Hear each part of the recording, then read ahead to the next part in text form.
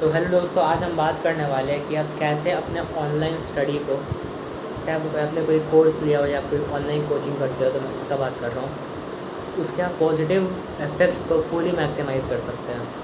तो मैं क्या कहना चाहता हूँ कि हर एक स्टूडेंट को पता ही नहीं है कि जो ऑनलाइन कोचिंग का जो प्रोज़ है, आप उस पर फोकस करके उसे मैक्सिमाइज़ कैसे करें, क्योंकि वो किस किस सेंस में अच्छा है ऑफलाइन कोचिंग से, तो वो अच्छा तो रहेगा लेकिन आपको उसे यूटिलाइज़ ही करने नहीं आता है। आपको जो बेनिफिट्स मिलना चाहिए ऑनलाइन कोचिंग का, आप उसे ले ही नहीं पा रहे हैं। तो पॉजिटिव इफेक्ट से मेरा मतलब क्या है, आपके पास बहुत सारा समय बचता है क्योंकि आपको कोई ट्रैवलिंग नहीं करना है। आपके पास एक बहुत बड़ा इन्वायरमेंट होता है, आपके पास ज़्यादा टीचर होते हैं, ज़्यादा कॉन्सेप्ट होता है, ज़्यादा प्रैक्टिस पेपर होता है, टेस्ट होता है, टेस्ट सीरीज़ होता है, प्रैक्टिस सीरीज़ होता है।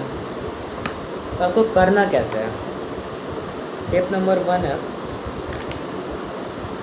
और जैसे एज़ यूजुअल कि मैंने इसे 80 और 20 रूल में मैंने डिवाइड किया हुआ है।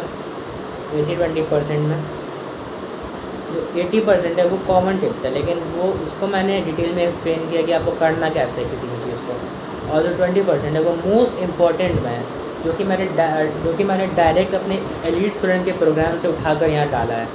जिन लोगों को नहीं पता कि मैं किस प्रोग्राम का बात कर रहा हूँ, तो ये एक स्पेशल प्रोग्राम है जो कि मेरा खुद का प्रोग्राम है, जिसके अंदर हर एक इंडिया के स्टेट से स्टूडेंट जुड़े हुए हैं,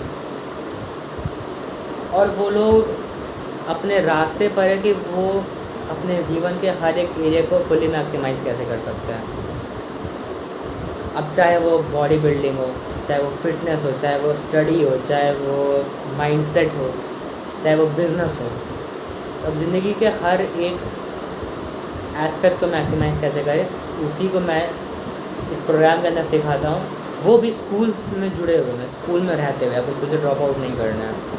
तो पहला है कि आप ऑनलाइन क्लास को अटेंड मत कीजिए अगर आपको समझ में नहीं आता है, क्योंकि ऑफलाइन क्लास की तरह नहीं है कि आपको अटेंड करना ही करना है। क्योंकि अगर आपको इस टीचर से समझ में नहीं आता तो आप मत पढ़िए, आप किसी और टीचर से पढ़िए, लेकिन आपके पास फ्रीडम होना चाहिए साथ में। तो ये ऑफलाइन क्लास की तरह है नहीं कि आपको कोई डांट देगा, तो सिंपल सा बात है। और ये एक इम्पॉर्टेंट टिप के अंदर आता है, मैं पहले बता दूँ, इम्पॉर्टेंट टिप के अंदर आता है। दूसरा है कि आपको किसी भी क्लास को ऑनलाइन अटेंड नहीं करना है। इससे मेरा ये मतलब है, मैं इसे इसलिए कह रहा हूँ क्योंकि आजकल के बच्चे बहुत ज़्यादा टाइम वेस्ट करते हैं चैट्स वगैरह पर।